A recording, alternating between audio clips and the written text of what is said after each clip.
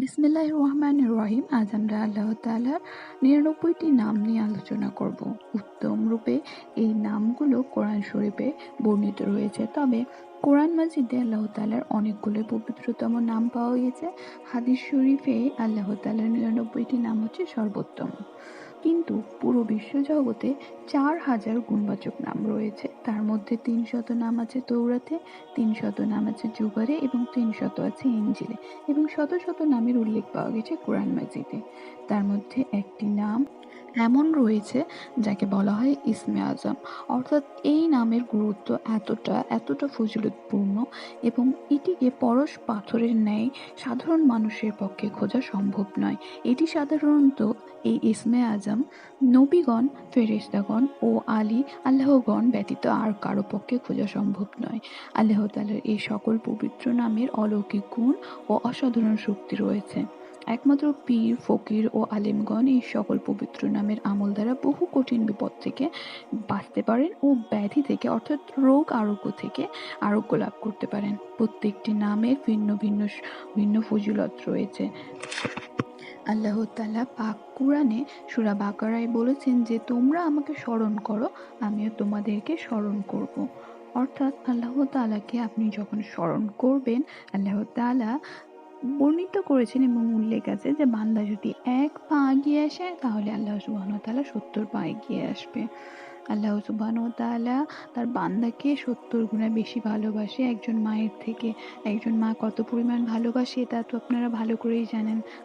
আল্লাহ তাআলার ৯৯টি নামের মধ্যে বেশ কিছু নাম আছে যা আমরা হয়তো সাধারণত নামাজের সময় দোয়া করার সময় পড়ি।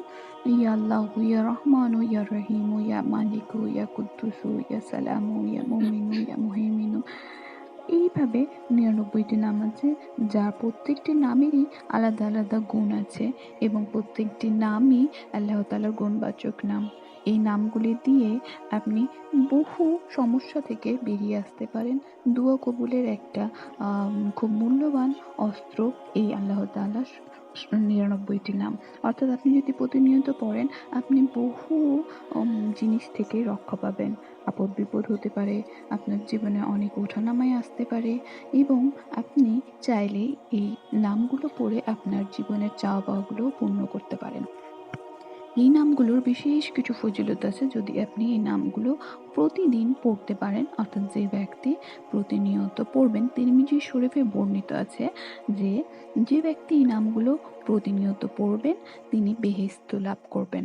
হেসনে হাসিন নামক একটি কিতাব আছে যেখানে উল্লেখ আছে যে, যে ব্যক্তি প্রত্যেক দিন এই নামগুলো পড়বেন তাকে কখনো অন্ন কষ্টে অর্থাৎ খাবারের কষ্টে কিংবা অনাহারে মরতে হবে না।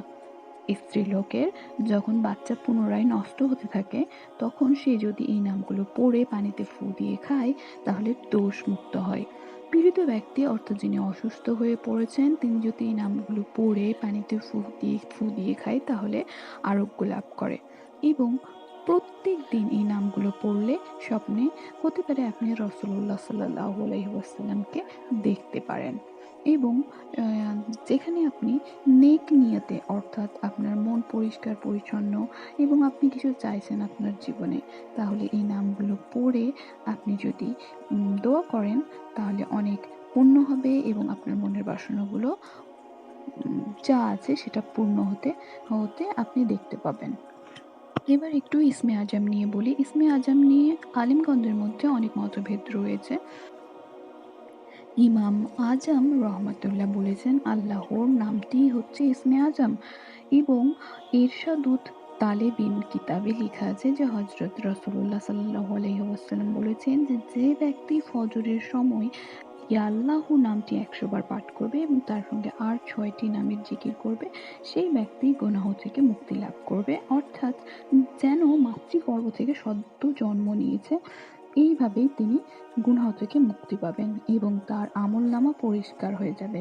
সেই ব্যক্তি নিশ্চয়ই বেহেশতেও দাখিল হবে। বাকি যে ৬টা নাম থাকলো সেই ৬টা নাম হচ্ছে জাল্লা জালালুহু ওয়া আম্মানা ওয়ালুহু ওয়া জাল্লা সানাউহু ওয়া তাকাদ্দাসাত আশমাউহু ওয়া আযামা সানুহু ওয়া লা ইলাহা গায়রুহু। আল্লাহ সুবহানাহু ওয়া তাআলার যে ৯৯টি নাম আছে সেটি নিয়েও আমরা আলোচনা করব পরবর্তী ভিডিওতে। ভিডিওটি ভালো লাগলে অবশ্যই পাশে থাকবেন এবং কিছু ভুল হলে সেটা কমেন্ট করে অবশ্যই জানিয়ে দেবেন। আসসালামু আলাইকুম ওয়া রাহমাতুল্লাহি ওয়া বারাকাতুহু।